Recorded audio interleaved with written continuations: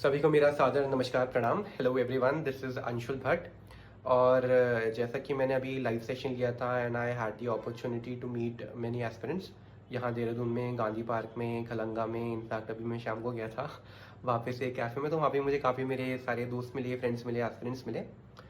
तो काफ़ी सारे जो वो लोग थे उनका एक क्वेश्चन था। इनफैक्ट लाइव में भी कई बार कई लोगों ने मुझसे एक ही सेम क्वेश्चन पूछा कि जो प्रीलिम्स आ रहा है, लास्ट लगभग लगभग 28-30 दिन बचे हैं, तो what should be the strategy कि कैसे हमको करना है ये प्रीलिम्स, मतलब how to make the, how to time का जो अभी है हमारे पास, how to utilise that to the fullest. तो आपको क्या करना है इसके लिए? तो सबसे पहले तो मेरा आपसे यही निवेदन है, एक यही एडवाइस है कि जो भी आप स्ट्रैटेजी अभी तक फॉलो करते आए हो, if that is work for you, that is really nice. I would say कि कंटिन्यू विद दैट स्ट्रैटेजी। अभी अगर मैं कुछ बोल रहा हूँ या कोई और टॉपर कुछ बोल रहा है, तो प्लीज़ अपनी स्ट्रैटेजी मत चेंज करना, क्योंकि इससे क्या होगा ना, बहुत हैफाजार्ड हो जाएगा सब कुछ और आपको काफ़ी प्रॉब्लम हो जाएगी। आप ये पढ़ो या वो पढ़ो, तो आप इम्प्रोवाइज कर सकते हो, बिल्कुल अपनी स्ट्रैटेजी ऐड ऑन कर सकते हो चीज़ों को, लेकिन मैं कहूँगा बिल्कुल चेंज मत करो। तो पहले बेसिक चीज़ मैं बता देता हूँ जो मुझे लगता है कि कर लेनी चाहिए अगर मैं कुछ बता रहा हूँ। तो अगर मुझे कुछ एडवाइस देना होगा, आई वुड से in the last few days एक डॉक्यूमेंट्री आप अपने फ्री टाइम में देख सकते हो, दैट हैड मेंशन्ड। उसके बाद you can revise your history through Lucent काफ़ी जल्दी जल्दी। और पॉलिटी में कुछ पोर्शंस होते हैं, जैसे फंडामेंटल राइट्स वाला पोर्शन हो गया, और जो शुरू के थियोरेटिकल थोड़े क्वेश्चंस होते हैं, और एक underpinnings and historical evolution of the Indian constitution, जो कि मॉडर्न इंडियन हिस्ट्री के साथ थोड़ा ओवरलैप करता है। तो मुझे लगता है वो आपको अच्छे से कर लेना चाहिए, क्योंकि थोड़ा थियोरेटिकल पार्ट से भी क्वेश्चंस आ रहे हैं इस बारी। और बाकी जो थोड़ा टेक्निकल पार्ट होता है ऑर्डिनेंसेस का और इमरजेंसी वगैरह का, कितने मंथ्स होते हैं और ये होता है वो होता है, तो I think you should also just go through that once, brush it up. आप ये कर लो। और करंट अफेयर्स के रिगार्डिंग जैसे मैंने पहले बोला ही था, इंडियन एक्सप्रेस का आप कंपाइल वर्जन देख सकते हो, ईयरली कंपाइलेशन आप फॉलो कर सकते हो। और अगर आपको कुछ और भी करना है तो मैं कहूँगा कि जो पिछले साल हॉट टॉपिक्स थे न्यूज़ में, जो आपने शायद जो उसने पिछले साल प्रीलिम्स के लिए तैयारी करी होगी, उसने वो शायद प्रिपेयर करे होंगे, और काफ़ी सारे क्वेश्चंस वो होते हैं जो पिछले साल हॉट टॉपिक थे लेकिन वो इस साल नहीं आए हैं। तो आई वुड से कि आप उन टॉपिक्स को फिर से रिवाइज करो, क्योंकि उनकी काफ़ी प्रोबेबिलिटी होती है, क्योंकि वो पिछले साल नहीं पूछे गए तो इस साल पूछ लेंगे। तो जैसे जहाँ तक मुझे याद है, केशवानंदा भारती जो केस था वो शायद 50 ईयर्स हो गए थे उसको, तो उस पर शायद क्वेश्चन नहीं आया, तो आई थिंक वो क्वेश्चन हो सकता है इस बार रिपीट हो जाए, तो आप वो कर सकते हो। बाकी अगर आपको याद है, आपने टॉपिक की लिस्ट बनाई है, that is well and good, वरना आप PT 365 खोलो और उसमें जो आपको लगे इंपॉर्टेंट टॉपिक्स हैं एक बार वो पढ़ लो। और फिर आप पिछले साल की पिछले साल के जो ईयरली कंपाइलेशन है, जो भी आप मतलब PT फॉलो करते हो, वो खोलो एक बार, आप उसको पढ़ लो। उसमें जो आपको लग रहा है कि इंपॉर्टेंट टॉपिक्स थे और इससे क्वेश्चन नहीं आए हैं, तो मैं कहूँगा कि फिर वाले क्वेश्चन है वो एक बार आप रिवाइज कर लो, हो सकता है इस साल आ जाए। तो दैट इज़ डन। तो इसमें ना आपको जो आप स्पेशली अभी वाला प्रीलिम्स दोगे ना, इसमें आपको एक चीज़ ध्यान रखनी है कि आप सिली मिस्टेक्स तो बिल्कुल नहीं कर सकते, आप मतलब बिल्कुल अफोर्ड नहीं कर सकते सिली मिस्टेक्स। और आपको ये देखना है कि आपको जो नंबर लाने हैं वो हंड्रेड्स में या फिर 120s में, 110s में नहीं लाने आपको नंबर। आपको जो बस एवरेज बच्चे होते हैं उनसे आपको बेटर नंबर लाने हैं, क्योंकि आपने पिछले साल देखी कट ऑफ वॉज ओनली 75, है ना। और सी सैट एग्जैक्टली, मतलब CSAT has also been a game changer. तो मैं कहूँगा सी सैट को बिल्कुल इग्नोर मत करो। Make reading comprehension your main piece of cake. अब बाकी आप उसके ऊपर ऐड ऑन करोगे, तो मैथ्स वैथ्स के क्वेश्चन आप सॉल्व करोगे, तो टेक दैट एज सेकेंडरी, लेकिन RC को आप अपना मेन फोकस रखो। ठीक है।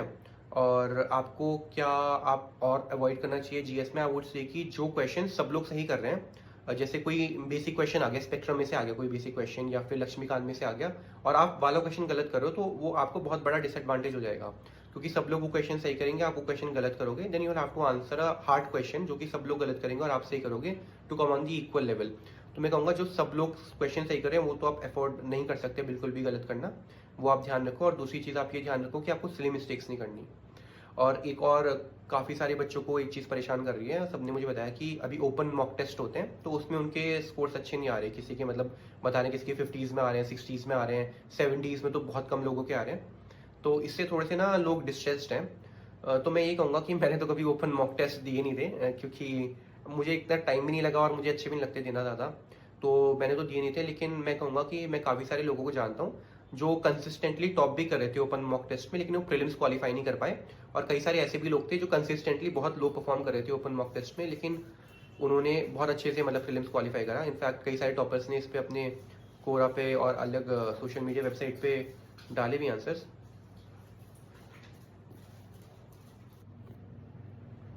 तो आपके अगर ओपन मॉक टेस्ट में नंबर इतने अच्छे नहीं आ रहे हैं तो मेरी आपसे यही एडवाइस रहेगी कि आप परेशान मत हो, इस चीज़ को लेके डिस्ट्रेस मत हो। क्योंकि जैसा मैंने आपको पहले बताया, अगर आपके मॉक टेस्ट में अच्छे नंबर आ रहे हैं इसका मतलब ये नहीं कि आपके ओरिजिनली भी उतने अच्छे नंबर आएंगे, या अच्छे नंबर नहीं आ रहे इसका मतलब ये नहीं कि आप मतलब असली पेपर में भी इतना परफॉर्म नहीं कर पाएंगे। Just depends on the D day कि आप डी डे पे कैसा परफॉर्म करते हैं। तो मेरे लिए आपकी एडवाइस यही रहेगी कि जब आप एग्जाम देने जाओगे तो go and give your exam with a very calm and composed mind. तो अगर आप बिल्कुल काम होके, बिल्कुल कंपोज होके अपना पेपर दोगे तो आपके 10 नंबर तो आराम से बढ़ेंगे, दैट इज फॉर श्योर। और ये मैं बोलता हूँ अंशुल की गारंटी है ये कि आप काम एंड कंपोज होके पेपर दो तो आपके 10 नंबर जरूर बढ़ेंगे। तो मेरे ख्याल से आपको लास्ट के 28 दिन इन्हीं चीज़ों पे फोकस करना है। आपको क्या करना है, आपको 8 दिन तो रिजर्व में रखने हैं, 5 दिन जितने भी अभी दिन बचे हैं उसको रिजर्व में रखना है। बाकी 20 डेज की आपको स्ट्रैटेजी बनानी है। 20 डेज में मैं कहूँगा आप ऐसी स्ट्रैटेजी बनाओ कि आप हर सब्जेक्ट को कम से कम एक बार, नहीं तो हो सके तो 2 बार रिवाइज कर लो। उसके बाद जो बाकी दिन बचे तो रिजर्व में, क्योंकि कई बार होता है इमरजेंसी में हमको जाना पड़ता है या कुछ दिन हमें कहीं और लगाने पड़ते हैं, तो अगर दिन बचते हैं रिजर्व वाले तो आप उसमें एक बार फिर से रिवीजन कर लो। और मैं ये कहूँगा कि लास्ट के दिनों में मॉक टेस्ट अगर आप लगा रहे हो दैट इज़ गुड, लेकिन लास्ट का जो 7-8 दिन होते हैं तो उसमें आप रिवीजन पे ज़्यादा ध्यान दो, थोड़ा मॉक टेस्ट आप लोग कम लगाओ। तो that would be my only advice.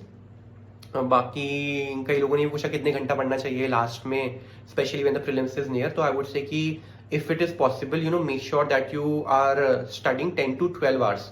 और ये 10 to 12 आवर्स वाले नहीं है कि आप मतलब ऐसे वीडियो भी स्क्रॉल कर रहे हो, रील भी स्क्रॉल कर रहे हो और पढ़ भी रहे हो। वो 10-12 आवर्स वाले 10-12 आ रहे हैं जिसमें आप फुली प्रोडक्टिव होकर पढ़ रहे हो। जैसे हम पोमोडोरो में करते हैं कि 50 मिनट पढ़ा, 10 मिनट घूमा, तो वो 1 घंटा मानते हैं। तो वो 1 घंटा वो 12 घंटे में नहीं गिनेंगे, आपसे वो 50 मिनट जो आपने पढ़ा वो उस 10-12 घंटे में गिनेंगे। तो मैं कहूँगा कि आपकी जो मतलब प्रोडक्टिविटी वाले सेशन है वो आपको कम से कम 10 से 12 घंटे खींचने हैं। और स्पेशली जो लास्ट के 10-15 दिन रहेंगे इसमें तो आपको करना ही करना है। लेकिन ये बात मैंने बोल तो दी, और आपको ये पता है शायद आप में से कई लोग होंगे जो सिर्फ 2 घंटा पढ़ पा रहे हैं। मेरे साथ भी ये हुआ था। लास्ट के क्या होता है 15-20 दिन हम लोग काफ़ी स्ट्रेस में, काफ़ी एंग्जाइटी में आ जाते हैं, जिसकी वजह से पढ़ाई नहीं होती। हम सोचते हैं कि 10 घंटा पढ़ना है, 10 घंटा पढ़ना है, और हम सोचते रह जाते हैं, बहुत ज़्यादा स्ट्रेस हो जाता है और इसी साइकिल में हम लोग फंस जाते हैं और मुश्किल से 2 घंटा पढ़ते हैं शायद। तो अगर आपके साथ अभी वो सिचुएशन हो रही हो ना, डू नॉट फ्रेट, परेशान मत हो। सबके साथ ये सिचुएशन हो रही है, इनफैक्ट मेरे साथ भी सिचुएशन हुई थी। तो मैं आपसे यही कहूँगा कि जितना टाइम चलेगा चलेगा, लेकिन अभी से आप क्या करो, थोड़ा पढ़ो ही। अगर कुछ नहीं हुआ रहा तो आप थोड़ा रिवीजन ही कर लो, थोड़ा लक्ष्मीकांत ही पढ़ लो, लेकिन बैठो, बुक खोलो। नहीं पढ़ा जा रहा कोई बात नहीं, बुक खोलो, बैठो, पढ़ो, मतलब कोशिश करो। और थोड़ा ज़्यादा आपको एंग्जाइटी हो रही है, थोड़ा अनुलोम विलोम, थोड़ा प्राणायाम कर लो। इनफैक्ट आप योग निद्रा भी कर सकते हो, उसका वीडियो भी मैंने अपने चैनल पे डाला हुआ था, तो आप वहाँ से देख सकते हो। और बाकी मेरी आप लोगों के लिए एक और एडवाइस है कि स्ट्रेस और एंग्जाइटी मतलब सभी को हो रही है इस टाइम, तो थोड़ा आप कोशिश करो कि वो कम करो। जो भी आप चीज़ को अच्छा लगता है आपको, गाने सुनने से आपकी कम होती है तो go and listen to songs. थोड़ी एक्सरसाइज कम करने से कम, मतलब एक्सरसाइज करने से कम होती है तो आप वो करो। थोड़ा आप योगा प्राणायाम से बेटर होता है तो आप वो करो।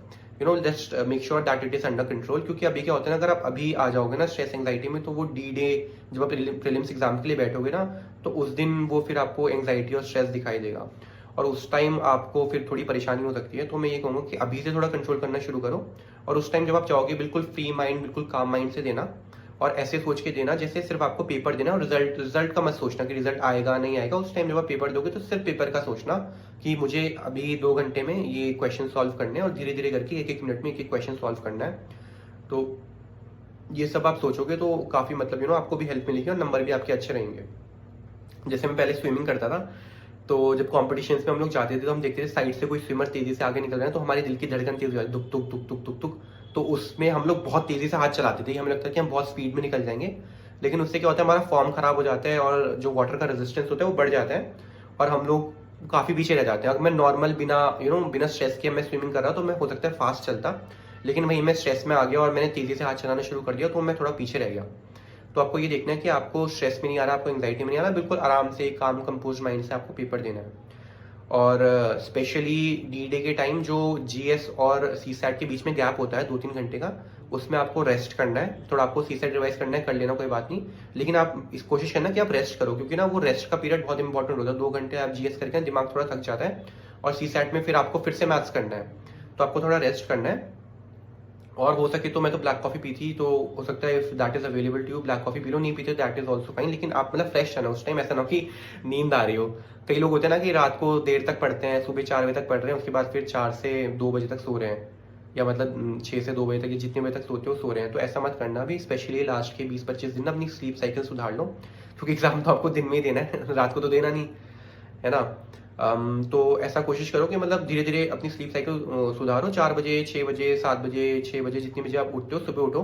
और फिर एग्जाम टाइम में स्पेशली, कि जैसे शायद 10 से 12 और 2 से 4 कुछ ऐसे एग्जाम होता है, जिस टाइम एग्जाम होता है जीएस और सीसैट का, तो अगर आप सिमुलेटर लगा रहे हो तो कोशिश करो कि आप उसी टाइम सिमुलेटर लगाओ। और तो ऐसा करोगे ना तो एक बार आपकी मतलब माइंड में भी हैबिट बन जाएगी कि इस टाइम मुझे बैठ के बिल्कुल पीक प्रोडक्टिविटी के साथ एग्जाम लिखना है। तो इसमें आपको थोड़ी हेल्प मिल जाएगी। ऑल तो ये मैंने करा तो नहीं था, लेकिन मैं सजेस्ट जरूर करूंगा कि आप लोग करो।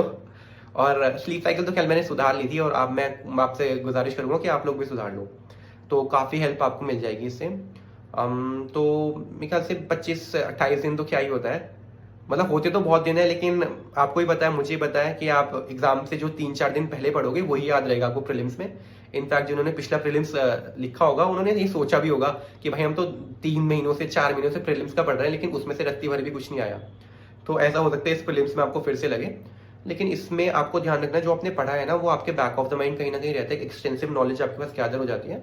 फिर उसके बेसिस पे आप क्वेश्चन सॉल्व करते हो, चाहे वो डायरेक्ट क्वेश्चंस ना आए, लेकिन वो हेल्प कहीं ना कहीं मिलती है कि ऑप्शन एलिमिनेट करने में, या कहीं पे गेस वर्क करने में, या कहीं प्रोबेबिलिटी होता है कि मतलब ये सही हो सकता है, गट फीलिंग आ रही है, तो गट फीलिंग डेवलप करने में वो उन जो चीज़ें आपने पढ़ी है ना, कि आपने अखबार से पढ़ी है या टेक्स्ट बुक से पढ़ी है, किसी से सुनी है, तो वो चीज़ें काफ़ी काम आती हैं। तो मैं यही कहूंगा कि लास्ट के इन 20-25 दिनों में believe in your self, trust in your self and trust in your strategy, और आप सभी लोग कामयाब हो। Best of luck to all of you, और थैंक यू, बहुत बहुत नमस्कार, धन्यवाद ये वीडियो देखने के लिए। Bye bye.